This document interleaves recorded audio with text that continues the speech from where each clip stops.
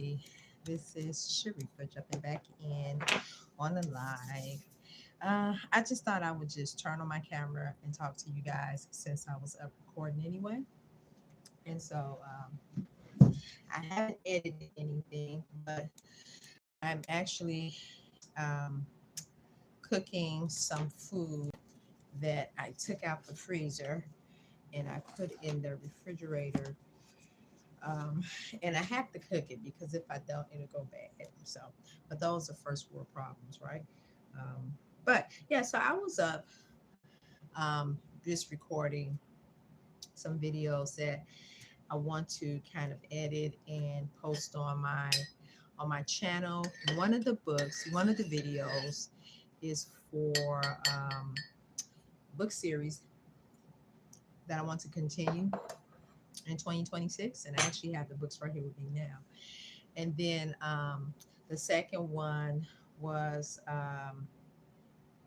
annotating. So I've been doing like little stuff like trying to continue certain series. Annotating was one of the videos that I started, and the how can I say the the reason for annotating. So I know this is late night, so I'm not expecting anyone to jump on. So I'm assuming that this video will be available to watch anytime you want. But anyway, yeah, so I was up and I was recording video to share with you guys, but also I want to share my progress on reading Black Boy.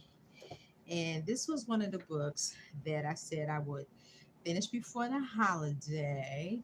And so I'm on page 240. Yeah, 240? No, no, no.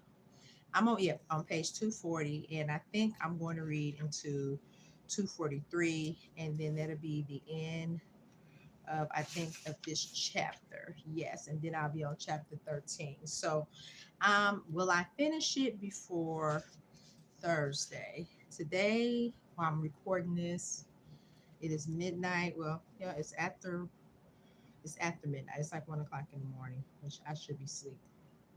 But I got up, like I said, to do some recording. So I just turned on my phone and, now I'm chatting with you guys. Will I finish this? This is where I'm at. If I don't know if you can see it. So I've been carrying this book with me everywhere. Been doing pretty good because normally, if I put something in my purse to read, it is likely that I will finish it off. So yeah, that's what's going on with me. I couldn't sleep, so I woke back up, made the food, did some recording, and now I think I'm going to head back to bed once I'm finished cooking my fish.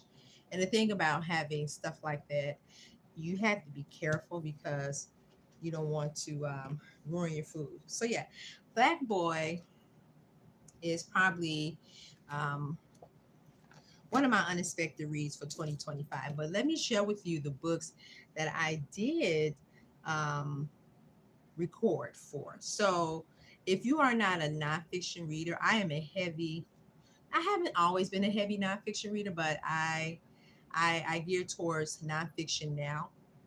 I was a big I would say true crime, not true crime, but I love thrillers. I loved like mysteries and stuff like that. So, but then I gradually got into like just reading nonfiction. And so the books that I'm going to be continuing this series for, which if you don't, if you're not seeing this, this video is already recorded. So I just thought I would share it with you. Pardon the Waters. I started this in January, finished this book, and I want to finish the rest of this for 2026. Pardon Waters is a civil rights trilogy by Taylor Branch.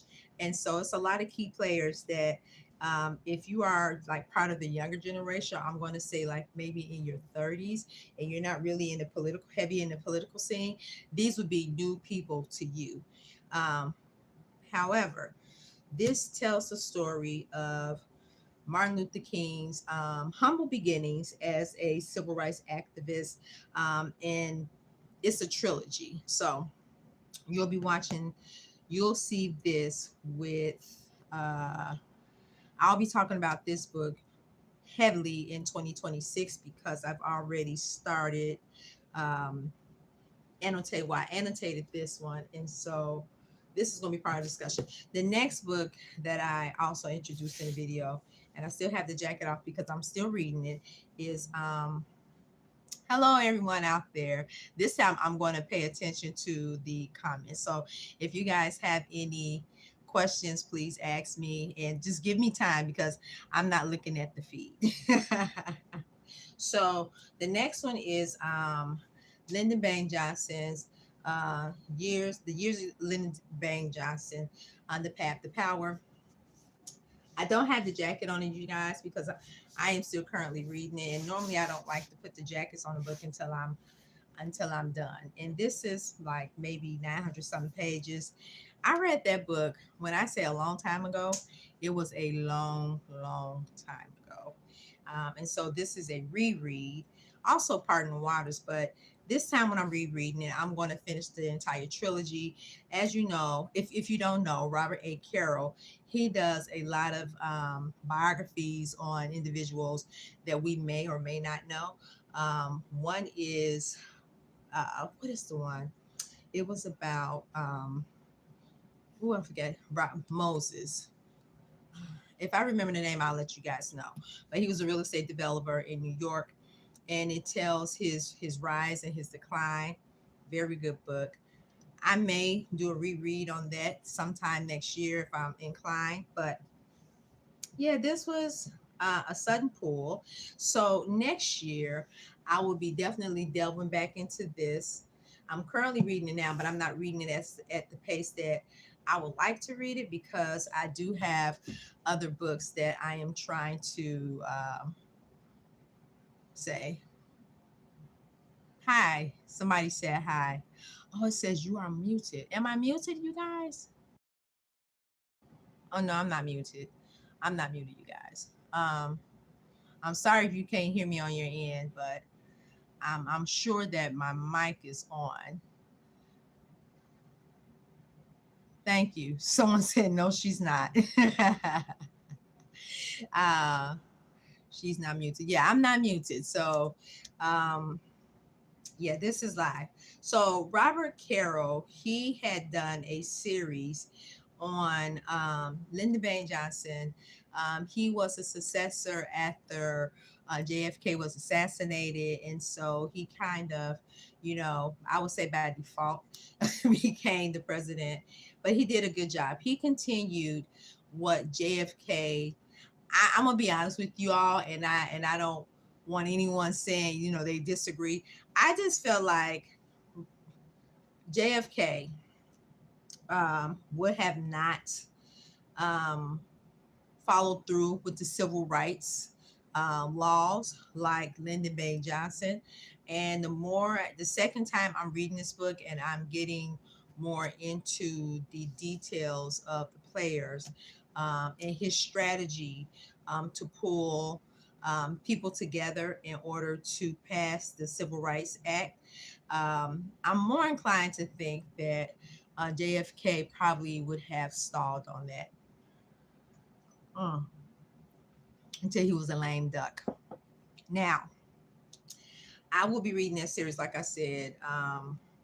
It is a 4-part series. I think Carol is coming out with a 5th, and it is actually in the making right now. The last time I heard that he was in the process of editing, and this is the reason why I went back to read the book because I want to finish the entire series.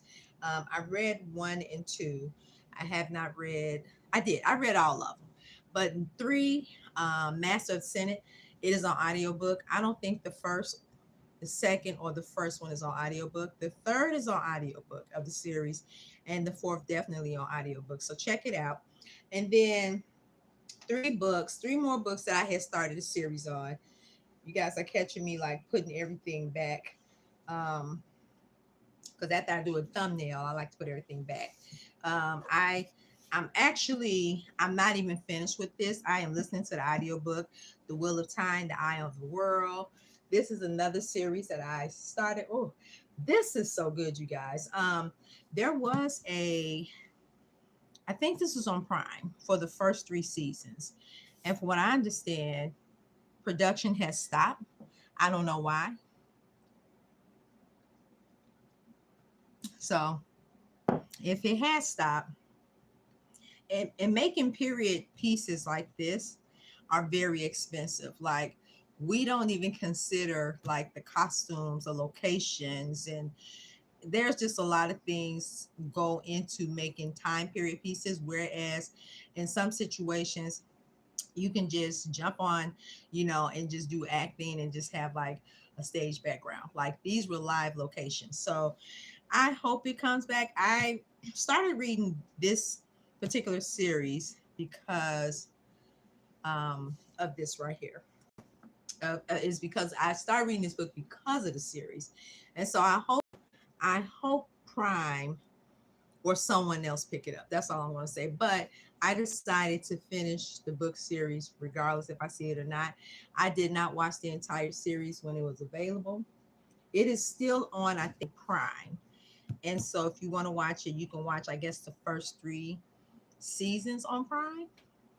I guess that's how it's working. Um, so yeah. And each season, from what I understand, covers one book. The next one is The Gilded Ones. This is a middle school book, middle school age book, or is it a young adult? This is pretty good. This has a lot to do with magical systems. This is really easy for someone who wants to get into what would I call this? Fantasy. Um, I read one. I have the entire series now. I found the last one at a thrift store, so I got lucky. So I'm going to finish that in 2026. And Kennedy Ryan, my girl, before I let go, I don't know what took me so long to read this book, but I finally got to this, I would say in May when her last book was released. And so I decided that I'm going to finish this series in 2026. So this is on my video on my 26th of 2026. So if you're interested, catch that. That will probably be out either late this year or early next year. But I've already kind of did a pre-recording because I do have half of my books made up that I want to read next year. But what are you guys reading? Like now, or stuff that you want to read? Is there anything that you want to read out there? But I want to get into some book some books some book chats and a little bit of gossip. Okay, so it's this conversation going around with, what is it, booktube versus storygraph. If you are familiar with, no, not booktube, Goodreads and storygraph. So if you are familiar with Goodreads, if you are not familiar with Goodreads, and everybody should be. Oh wait, come here, come here. You should be okay. Um, it is a app or a site where authors and people can go to just put down their thoughts about a book, and they can also rate it on this, I think, 5 point scale system. So Goodreads has been around for a long time. If you are an avid reader, even if you're not an avid reader, if you've bought anything like a book or a magazine or anything on Amazon, you would definitely see the Goodread logo up there.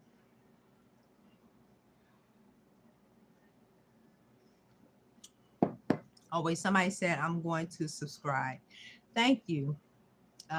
If you subscribe, I welcome everybody to the community. So it's this thing going on where Storygraph and and Goodreads are being vetted. So I'm going to share with you the difference between Goodreads and Storygraph. I don't use Goodreads like I used to. When they decided to partner with Amazon, that's when I gave it up, because I feel like that is such an invasion of too many corporate systems working together. Also, you have Barnes and Nobles, the Audibles, not Barnes and Noble, Audibles. They are partner with Amazon, so it's just one of those situations where you feel like, okay, they're creating it to where you basically have to interact with these services, and I I just oppose it. So getting back to Goodreads and Storygraph, there's been a lot of people comparing the two. Now, Goodreads is for anyone who are looking to engage in live response in communities, and we have to realize Goodreads have been around for years. I know over 10 years, because I have a Goodreads account, and I'm not active in the Goodreads community like I used to be. And then you also have Storygraph. Storygraph is fairly new. I want to say Storygraph is about 3 years old, that I know of. I've had my Storygraphs account for about 2 years.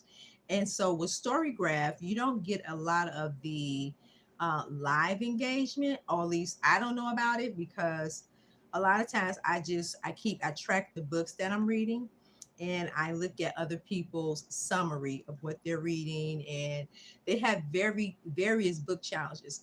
But here's the thing, Storygraph is so new. Over time, Storygraph will evolve, just like Goodreads have evolved. So I wouldn't give up on it quite just yet, or even compare it to Goodreads, because Goodreads have had its ups and downs, and now it has the financial backing.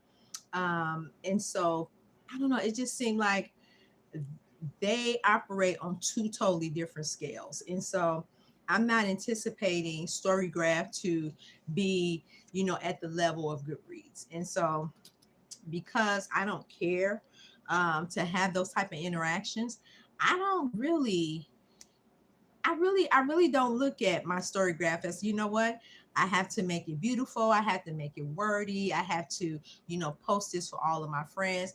I'm more or less focused on tracking my books, finding community, looking at the certain challenges that may be available. Like one challenge that I am embarking on right now is to read the James Baldwin, all his catalog. And so they have challenges like that other Storygraph members host. And so it makes it easy. Now, if you want to go a step further, you can build a group, like a reading group on Storygraph, and you guys can engage that way. And you can also do that on Goodreads too.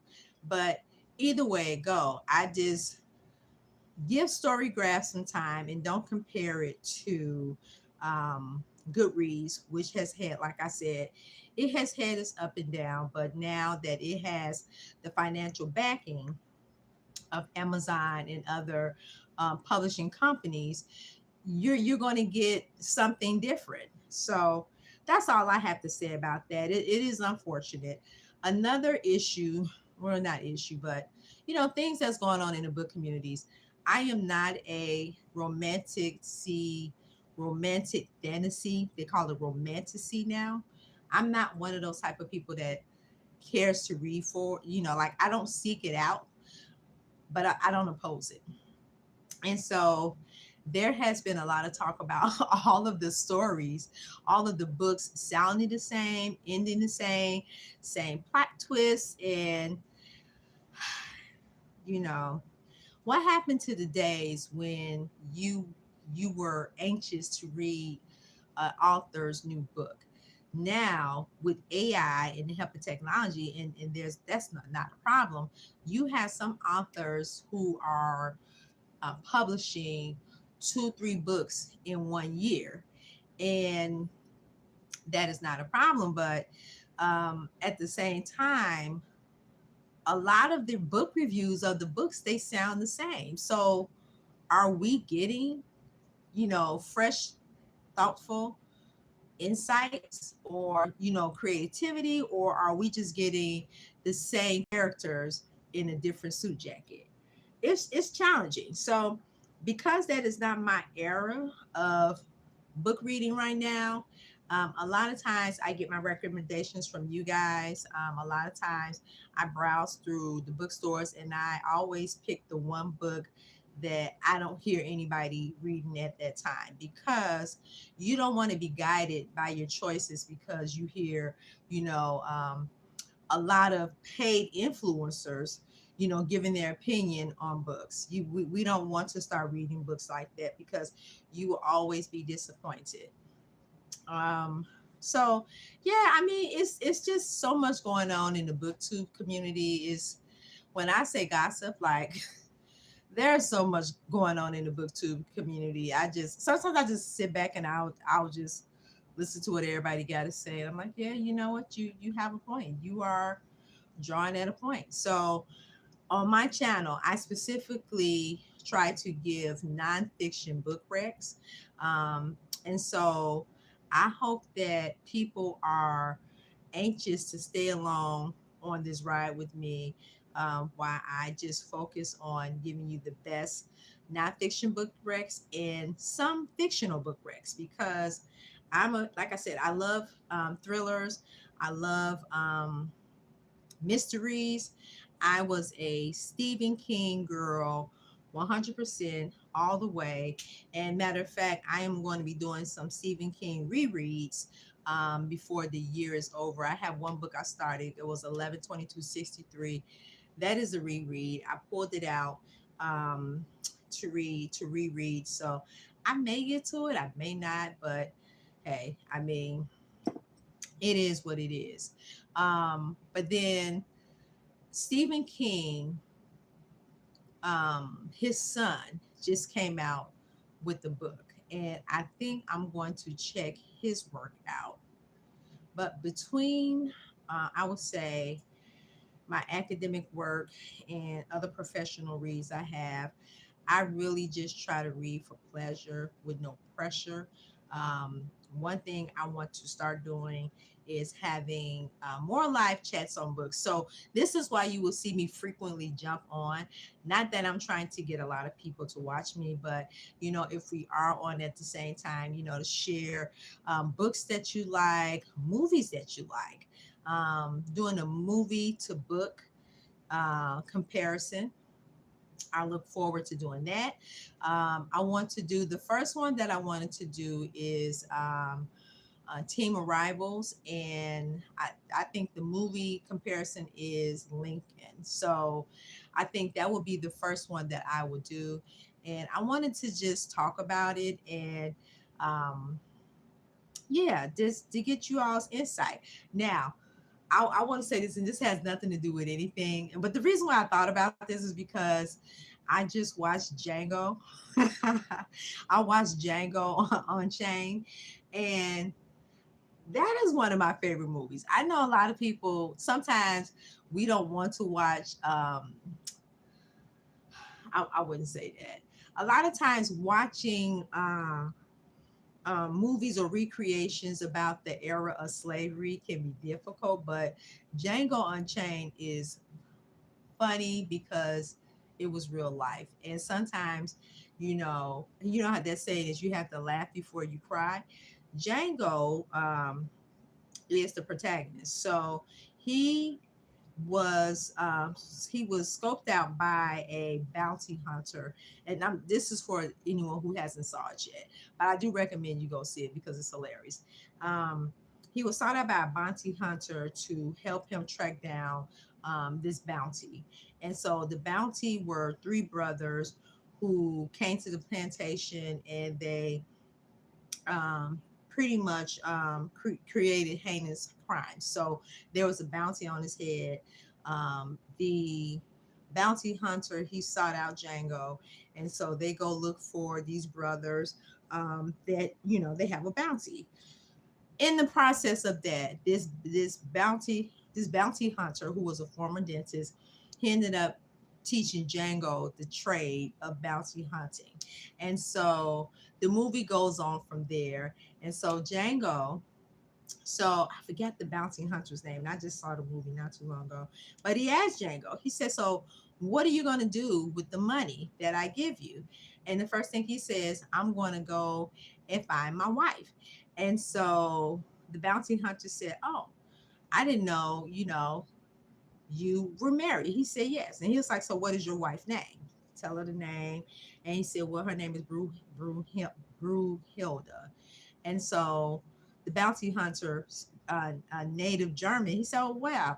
He was like, that's the German name. So he goes into the story of what Brunhilde means and all this other good stuff. And so going back and forth, he decided he was going to help Django go get his wife off this plantation.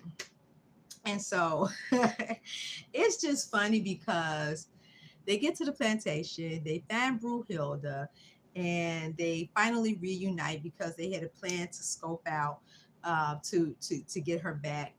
But then the bounty hunter, and y'all forgive me because I do not remember his name, the German guy, he ends up killing the plantation owner. What is his name? Oh, but the point I want to make is that the movie really addressed fundamental things about um, slavery. Um, Slavery that and they done it in such and it was done in such comical satire. This is Quentin Tarantino, work at his best. Um, and I remember going to see this at the movie theater, and I thought it was just hilarious. But a lot of people didn't laugh. Now there was things that I was speculating that yes, slavery was awful. It was horrible. No one, everyone should be born of free will. That's one. Secondly, I thought it was funny because I know, like when you know your history and you know how they say sometimes laugh, life situations are just as funny. That was the situation. I'm like, wow, they are really playing these characters out with the jokes, with everything. So um, to be in the movie theater, a crowded movie theater, where a lot of people just didn't see the humor in it, I was like, am I just the only one who just, I wasn't offended by it. But to make a long story short, these are the things that enslaved people who were brought here, African slaves, this is what they endured. And so Quentin Tarantino, I think when he did the script, because this is an original screenplay, I think that he did the work in making sure that it wasn't too offensive, and he made Django the hero of this whole situation. And I just thought that was funny. So every now and then I will watch that, and I wanted to do like book comparison to Django, and that's what I was getting to, but I can't find one. So if you guys found one, please put one in the comments, and then we'll go from there. Hi everybody, if you're jumping in, um, I thank you for stopping at my channel. So I was just talking about Django and other movies that I wanted to do, like a book comparison situation. Another book that I want to do a book to movie comparison is oh, where is it? Oh, A Beautiful Mind. Um, it is about, so I think the movie is called A Beautiful Mind too, but it's about this guy who is schizophrenic, but he's also a genius, and he exploring the possibility of extraterrestrial. So he's like this math genius. He's a professor, and this is a real life story.